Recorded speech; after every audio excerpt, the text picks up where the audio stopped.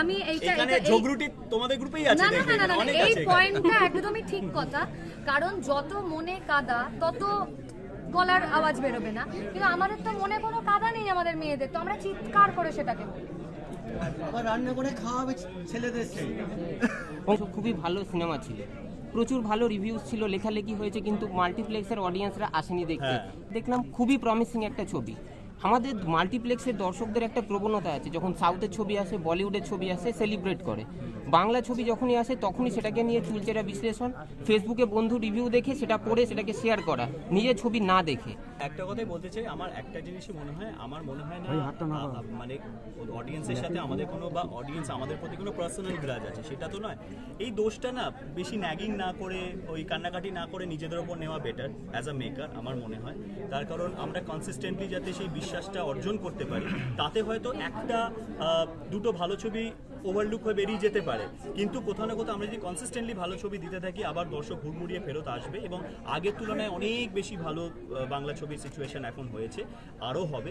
এবার তুমি যে অবশ্যই যেটা তুমি বললে মির্জার কথা অ্যান্ড অল এভরিথিং, এটা আমার কাছে না কোথাও প্রেডিক্টেবল একটা জায়গায় ছিল, যে হয়তো যেহেতু আমার বলতে কোনো দ্বিধা নেই, আমি এমন কিছু ছবি চুজ করেছিলাম, সেটা যে কোনো কারণ হয়তো, আমি মজা করে অনেকবার বলেছি EMI এর জন্য কিছু ছবি করতে হয় বা কিছু, সেটা বলেছি। তো সেই ছবিগুলো যেহেতু মানুষকে অনেক হতাশ করেছিল, ব্যাক টু ব্যাক 3-4টে ছবি, এবং সেই ছবিগুলোর বক্স অফিসের তুলনায় 100-150 গুণ বেশি বক্স অফিস কামিয়েছিল মির্জা।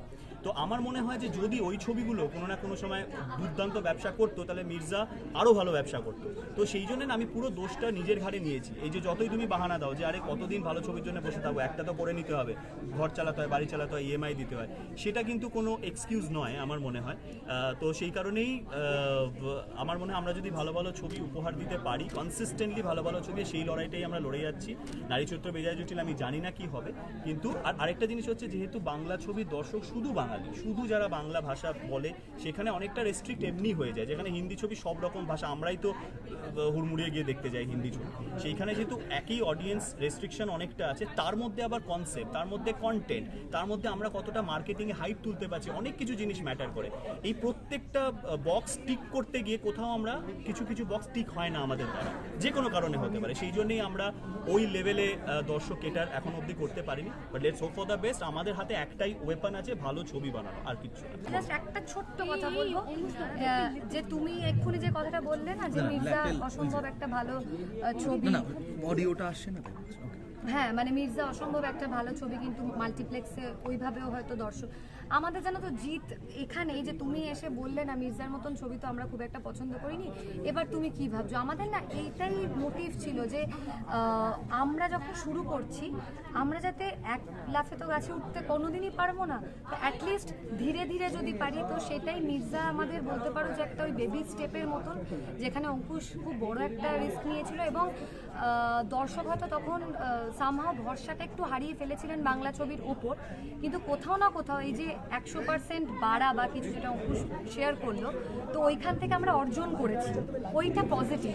তো আমরা খুবই পজিটিভ যে কোথাও না কোথাও নারী চরিত্র, সেইটা মানে সেই দর্শক যারা দেখেছিলেন মির্জা, তারা আসবেন, এবং তাদের সাথে সাথে বাকি যারা সেই সময় হয়তো মির্জাকে দেখেনি বা যাই হোক না কেন, তাদেরও সেই ভরসাটা হয়তো জন্মেছে আমাদের ওপর একটু হলেও, যে না, নারী চরিত্রকে একটা সুযোগ দেওয়া উচিত। অঙ্কুশ, আর একটা জিনিস আমি ট্রেলারে দেখলাম, হয়ে গেছে